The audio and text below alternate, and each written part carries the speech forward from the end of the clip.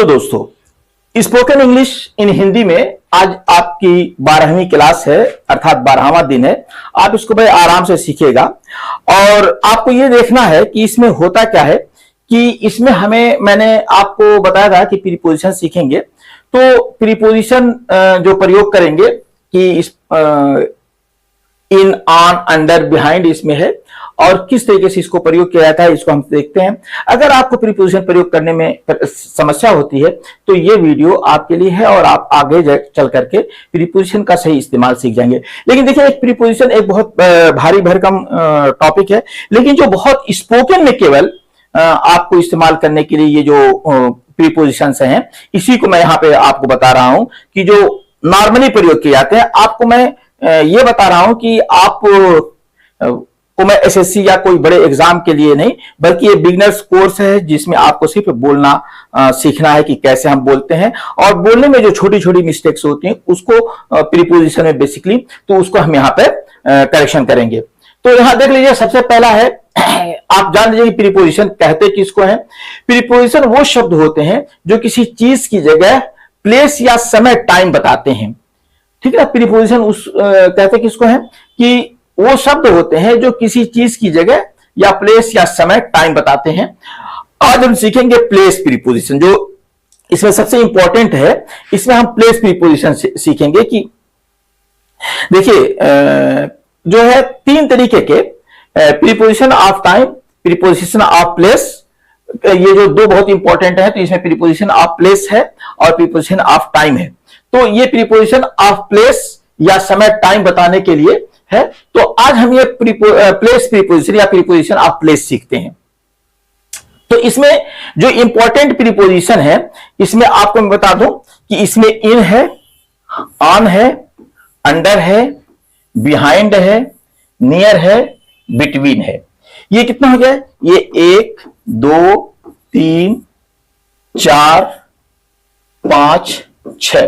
मैंने बताया कि तीन जो है टाइप ऑफ प्रीपोजिशन होते हैं। प्रीपोजिशन ऑफ प्लेस होता है, प्रीपोजिशन ऑफ टाइम होता है, प्रीपोजिशन ऑफ डायरेक्शन होता है। ये तीन बहुत इंपॉर्टेंट होते हैं और इसी के बारे में, तो डायरेक्शन वाले को मैं अभी यहां पे डिस्कस नहीं करूंगा।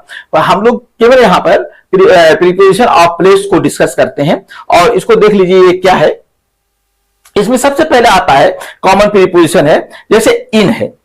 इन, देखिए प्रीपोजिशन का कॉन्सेप्ट क्लियर कर लीजिए कि इन जो होता है ये अंदर के लिए प्रयोग होता है। कोई चीज अंदर है तो उसको हम लोग इन से इंडिकेट करते हैं।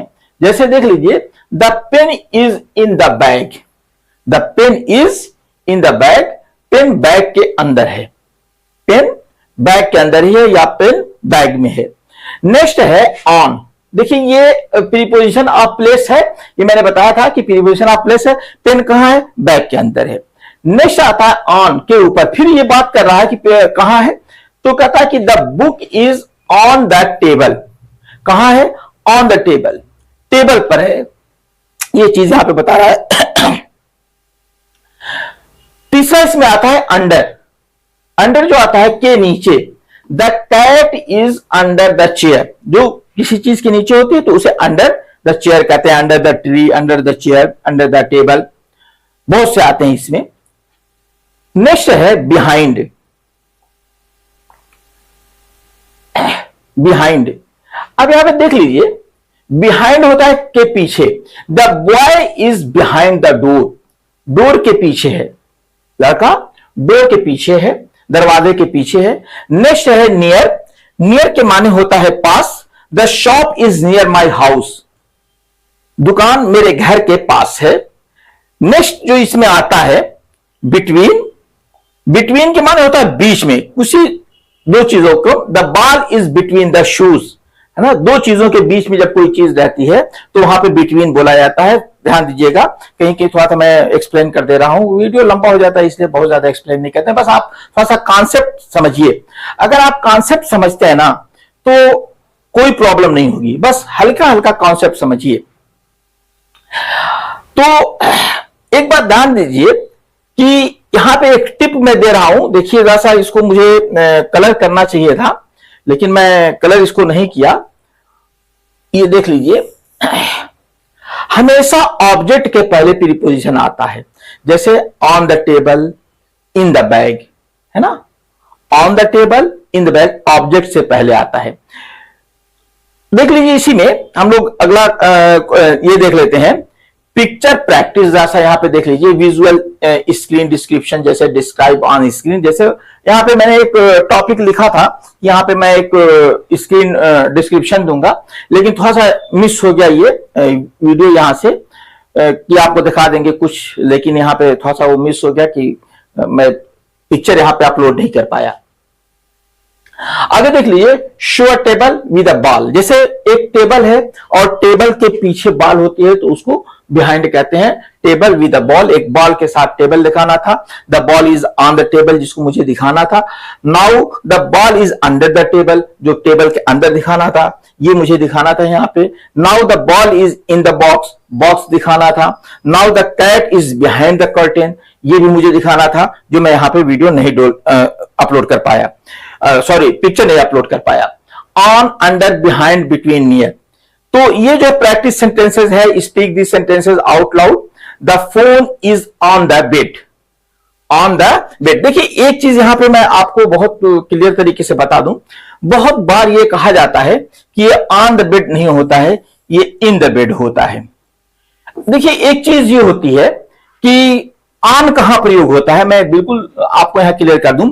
ऑन किसी के सरफेस के बिल्कुल ऊपर, बिल्कुल सरफेस पे हो, केवल वो सरफेस को टच किए हो तभी वहां पे ऑन लगता है, ठीक ना।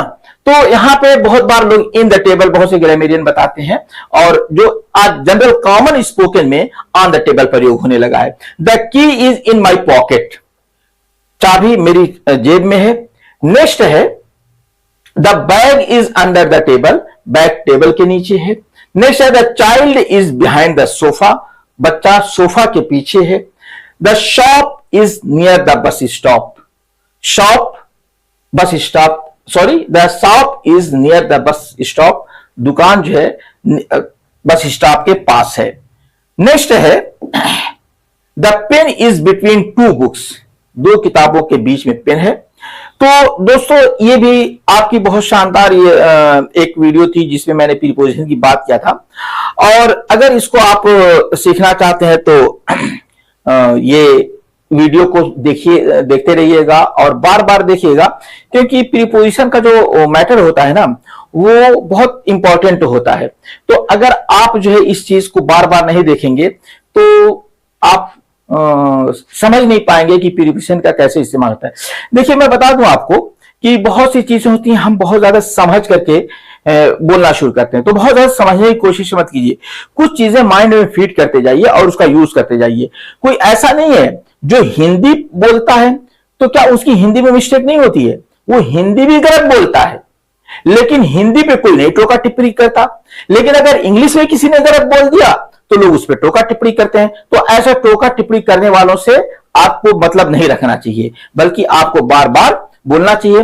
तो ये आज के वीडियो में हमने सीख लिया था in, on, under, behind, between, near जैसे प्रीपोजिशन को हमने पहचान लिया।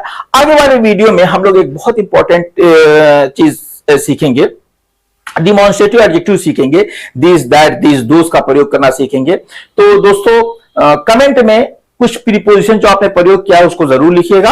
अब मिलते हैं अगले वीडियो में दिस, दैट के साथ। थैंक